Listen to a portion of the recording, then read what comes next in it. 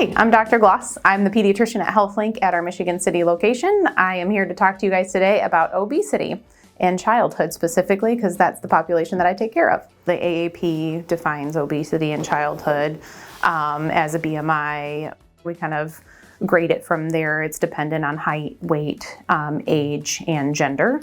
We also look at blood pressure the same way. And so, the definition of obesity is going to vary. That's something that we look at as pediatricians. When you come into the office, we take your height and weight and we look at your growth curves, and that is something that we look at, we discuss with you. And we do that for a lot of reasons. The biggest ones, though, are because there are increased risks for other health conditions with increased BMI.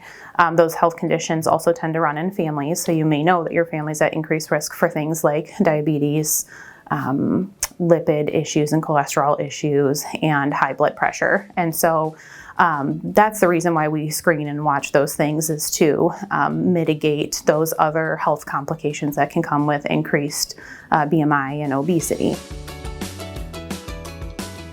So resources for families that I recommend.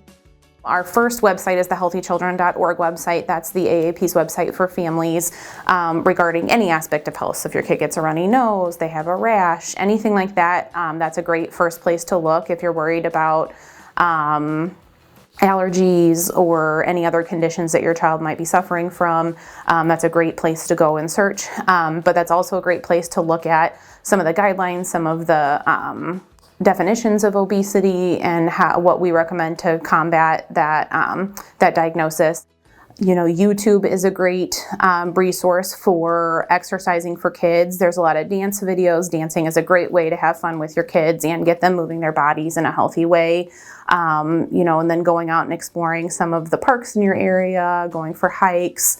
You can turn almost anything into a game, as I'm sure you can appreciate if you have young kids. And it does help that the whole family be involved. And so, if you're exercising, your kids are going to be more interested in exercising. If you are eating fruits and vegetables, your kids are going to be more interested in eating fruits and vegetables. And so another resource that I really like is going to be the myplate.gov. They have some different games that you can play. There's grocery store bingo. There is, a placemat where you almost do like a food challenge with each other and do like a food tasting. And so they make something for you, you make something for them, and you guys kind of rate each other just like on the food shows on TV. And so, bye.